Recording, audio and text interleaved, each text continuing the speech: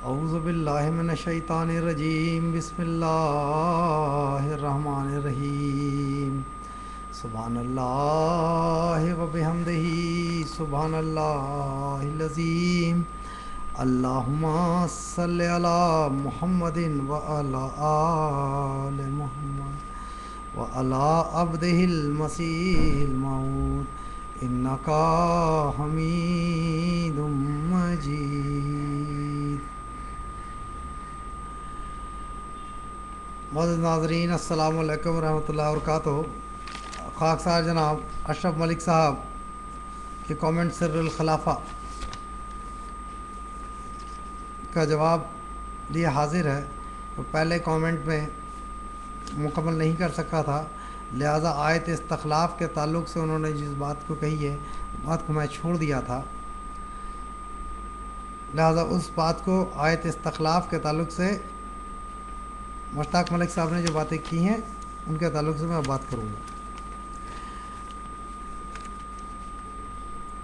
مشتاق ملک صاحب کہتے ہیں کہ فضل احمدی نے آیت استخلاف کے تعلق سے حضرت حکیم نور الدین کے خطبات پیش کیے ہیں۔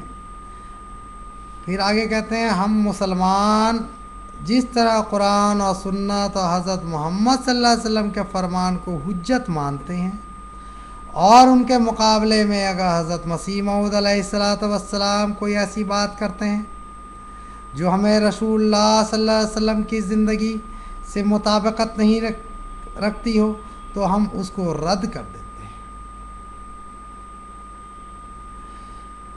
دیکھیں، سب سے پہلی بات یہ ہے کہ اللہ تعالیٰ کے لاکھ لاکھ فضل، اس کا شکر، اس کا احسان ہے کہ آج جماعت احمدیہ کا وہ طبقہ جو خلافت احمدیہ کے ساتھ وابستہ ہے وہ کبھی بھی یہ اس قسم کے الفاظ کہی نہیں سکتا ہے کہ حضرت مسیح موعود کوئی ایسی بات کرتے ہیں جو ہمیں رسول اللہ صلی اللہ علیہ وسلم کی زندگی سے مطابقت نہیں رکھتی ہو، کہ یہ ہو ہی نہیں سکتا ہے کہ حضرت مسیح موعود علیہ السلام، حضرت مرزا غلام احمد قادیانی، مسیح موعود مہدی موعود علیہ السلام کوئی اس قسم کی بات کریں جو رسول کریم صلی اللہ علیہ وسلم کی زندگی سے ثابت نہ ہو۔ اور آپ کے سامنے جو خلافت کا منکر ہے وہ کر رہا ہے، تو آپ ناظرین آپ خود اس بات کو سمجھ لیں کہ یہ لوگ کس طرح حضرت مسیح موعود علیہ السلام پر ایمان لانے والے ہیں۔ یہ لوگ اپنے وعدے اور دعوے میں کھوکھلے ہیں۔ حقیقت یہ ہے کہ حضرت مرزا غلام احمد مسیح موعود مہدی موعود علیہ السلام کے پر یہ ایمان لانے والے نہیں ہیں۔ اگر ایک ایمان لانے والا ہو تو کبھی بھی اس قسم کی بات نہیں کرے گا کہ اس کا آقا جو ہے غلط بات کر سکتا ہے۔ خیر، اس میں انہوں نے ایک بات بہت مزے کی کی ہے، وہ یہ ہے کہ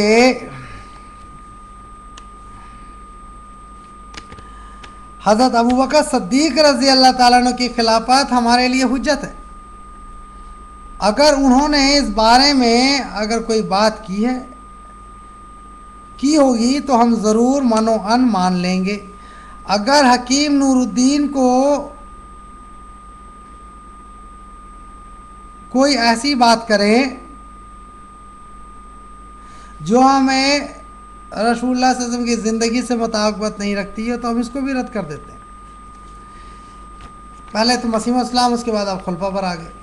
سوال یہ ہے کہ آپ نے اوپر اس کے بیچ میں آپ نے کہا کہ میں چیلنج دے رہا ہوں کہ کوئی جو ہے آیت استخلاف کو پیش کرے احمدی۔ آپ نے خاص طریقے سے فضل احمدی کا نام لیا کہ حضرت ابوبکر، حضرت عمر، حضرت عثمان، حضرت علی رضی اللہ تعالیٰ عنہ نے، یا حضرت مولانا حکیم نور الدین صاحب بھیروی رضی اللہ تعالیٰ عنہ نے آیت استخلاف کو اپنے خلافت کے حق میں پیش کیا۔ تو سب سے پہلے میں ملک صاحب سے کہتا ہوں کہ دیکھیں، سب سے پہلے یہ دیکھیں آیت استخلاف کہتا کیا ہے۔ خلیفہ تو بنائے گا، کن کو بنائے گا اور کیسے حالت میں بنائے گا، ان کی وہ اس وقت وہ حالت کیا ہوگی. وہ آیت کا میں ترجمہ پڑھ دے رہا ہوں سورہ، اور یہ تفسیر صغیر سے ہے. اعوذ باللہ من الشیطان الرجیم، بسم اللہ الرحمن الرحیم. وعد اللہ الذی آمنوا منکم وعملوا الصالحات لیستخلفنہم فی الارض کما استخلف الذین من قبلہم ولیمکنن لہم دینہم الذی ارتضی لہم ولیبدلنہم من بعد خوفہم امنا یعبدونی لا یشرکون بشیئا ومن کفر بعد ذلک فاولئک هم الفاسقون. اور اس کا ترجمہ کچھ اس طرح ہے، اللہ نے تم میں سے ایمان لانے والوں اور مناسب حال عمل کرنے والوں سے وعدہ کیا ہے کہ وہ ان کو خلیفہ بنا دے گا، جس طرح ان سے پہلے لوگوں کو خلیفہ بنایا تھا، اور جو دین اس نے ان کے لیے پسند کیا ہے وہ ان کے لیے اسے مضبوطی سے قائم کر دے گا، اور ان کے خوف کی حالت کے بعد وہ ان کے لیے امن کی حالت تبدیل کر دے گا. وہ میری عبادت کریں گے اور کسی چیز کو میرا شریک نہیں بنائیں گے، اور جو لوگ اس کے بعد بھی انکار کریں گے وہ نافرمانوں میں سے قرار دیے جائیں گے. سب سے بڑی مزے کی بات جو ہے اس آیت میں، اللہ تعالیٰ یہ فرماتا ہے کہ ان کے خوف کی حالت کے بعد ان کے لیے امن کی حالت تبدیل کر دی جائے گی. اب دیکھیں، حضرت ابو بکر صدیق رضی اللہ تعالیٰ عنہ، حضرت عثمان رضی اللہ تعالیٰ عنہ، حضرت عمر رضی اللہ تعالیٰ عنہ، حضرت عثمان رضی اللہ تعالیٰ، حضرت علی رضی اللہ تعالیٰ عنہ، یہ چاروں خلفائے راشدین کہ کیا آپ ایک بھی تاریخ سے، اسلامی تاریخ سے اس بات کو ثابت کر سکتے ہیں کہ جب ان کا انتخاب ہوا تو کسی نے بھی چوں چرا کیا تھا؟ اگر ایک مثال آپ دکھا سکتے ہیں تو دکھائیں. کسی نے بھی ان چاروں خلفاء راشدین کے خلافت پہ کسی بھی قسم کا چوں چرا نہیں کیا ہے. شیعہ بھی بعد میں ہوئے، ان لوگوں نے بھی پہلے کے تینوں خلفاء کو بغیر کسی چوں چرا کے مانا تھا. اسی طرح حضرت حکیم مولانا نور الدین صاحب بھیروی رضی اللہ تعالیٰ عنہ کو حضرت مسیح موعود علیہ السلام کا پہلا خلیفہ بغیر کسی چوں چرا کے پوری جماعت نے تسلیم کی تھی. اگر چوں چرا ہو تب نہ آیت استخلاف کو پیش کیا جائے. جب آیت استخلاف کو پیش کرنے کی نوبت ہی نہ آئی ہو تو کیوں پیش کیا جائے؟ اب دیکھیں قرآن کریم میں اللہ تعالیٰ فرماتا ہے لکم دینکم ولی دین. تو کیا آپ جائیں گے مسجد میں السلام علیکم کہیے اس کے بعد کہہ دیے لکم دینکم ولی دین، کہتے پھریں پھر؟ یہ تو بات نہیں ہے. اس آیت کو جس جگہ پہ استعمال کرنا ہے وہاں پہ کریں.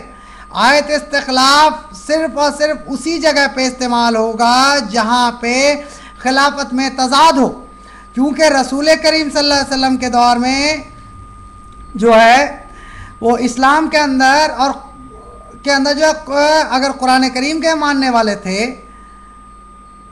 تو ساتھ ہی ساتھ خلافت کو بھی ماننے والے تھے. لیکن حضرت حکیم مولانا نور الدین رضی اللہ تعالیٰ عنہ کے بعد کو اللہ کو ماننے والے تھے، محمد صلی اللہ علیہ وسلم کو، قرآن کو، مسیح موعود کو ماننے والے تھے، لیکن خلافت کے منکر ہو گئے. تو اس وقت جو خلیفہ بنا اس کو آیت استخلاف کو پیش کرنے کی نوبت آئی. آپ بڑے بھائی مہربانی کر کے تاریخ اسلام کا مطالعہ کر لیں، اس کے بعد آیت استخلاف کو پیش کرنے کو کہیں کہ میں ایک بار پھر کھول کے کہہ دینا چاہتا ہوں، آیت استخلاف اسی وقت پیش کیا جائے گا جب خلافت پہ تضاد ہو، ایک گروہ مانتا ہو ایک گروہ نہ مانتا ہو. جب ایسی صورتحال پیش آئے اس وقت جو خلیفہ وقت ہوتا ہے وہ آیت استخلاف کو پیش کرے گا. لہذا اس بات کو کلیئر کر لیں. السلام علیکم ورحمۃ اللہ وبرکاتہ.